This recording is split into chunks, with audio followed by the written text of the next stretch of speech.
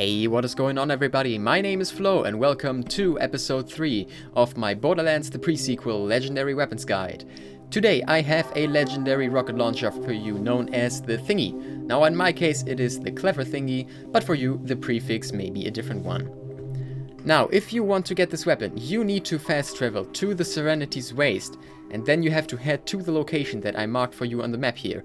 It is a tiny cavern with lots of lava and a pretty big guy named Ivajira.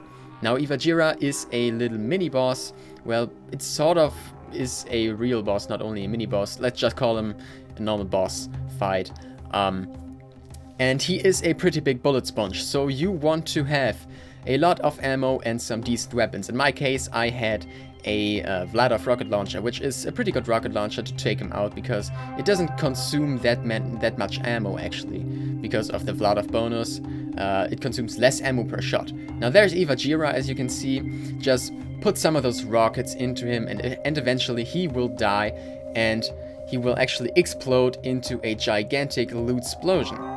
Now, I actually had some bad luck farming for this. Now, I only got 3 thingies so far, and all of them were either level 49 or level 48, so I haven't gotten a level 50 so far, and I can't show you a level 50 because I really don't want to fight him again just to get a stupid little rocket launcher that actually doesn't do that much.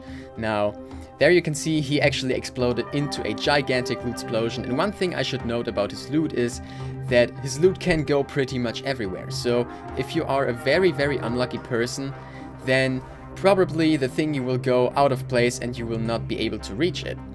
Now another very bad thing about this is that they kind of screwed up all the hitboxes here.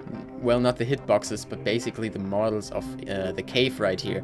Because sometimes there is an invisible wall and you will not be able to get the loot that is behind this invisible wall. And if the thingy goes there, well, then I would say it's just bad luck. I don't know. So I actually haven't had a thingy that actually went behind some of those invisible walls. But there you can see the thingy lies on the ground and I'm smiling like a little biscuit right here. Now, I'm just gonna pick it up and gonna inspect it for you really quickly, and you can take another look at it. And then we will jump to some gameplay.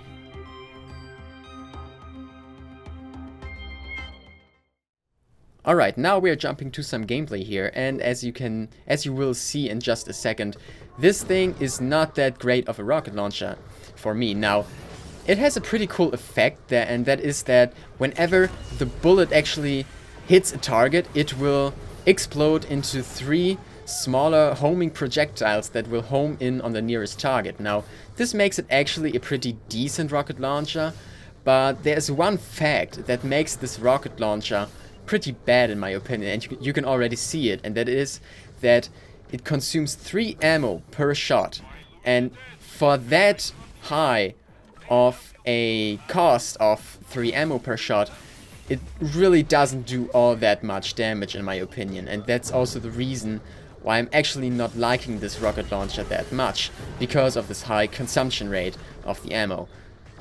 Now actually this rocket launcher is pretty good for getting second wins, because you don't really you just have to shoot in the general direction of an enemy and usually it will get the job done, but sometimes you will need 2 shots in order to kill the enemy quickly, and then you already have to reload and basically all of your rocket launcher ammo goes away very quickly. So I would suggest that you don't use this rocket launcher. Maybe if you don't have any other rocket launcher, then maybe go for this one, but really, if you have something like a Cryophobia, or maybe a Mongol, or just maybe a purple Vladov rocket launcher, they all will perform a little better than this one in my opinion, just because a Vladov rocket launcher doesn't use that much ammo. Now I hope you enjoyed this episode of my Legendary Weapons Guide, and I will get this next episode out as soon as I can. Now this actually may take a while because the next legendary I am going to farm is actually a pain in the ass to farm it. You can already see where I am. I am in Pity's Fall, and I'm actually going to farm the Bosun for the Cryophobia, and I haven't gotten this Cryophobia for the love of God, really. I'm trying my best. I farmed him hours, really hours every day, and I haven't gotten this legendary so far. But again, I'm trying my best, and as soon as I get it, I will upload the video. Now, I hope you enjoyed this episode, and I will see you in the next episode of my Borderlands the Pre-Sequel Legendary Weapons Guide. Until then, bye bye!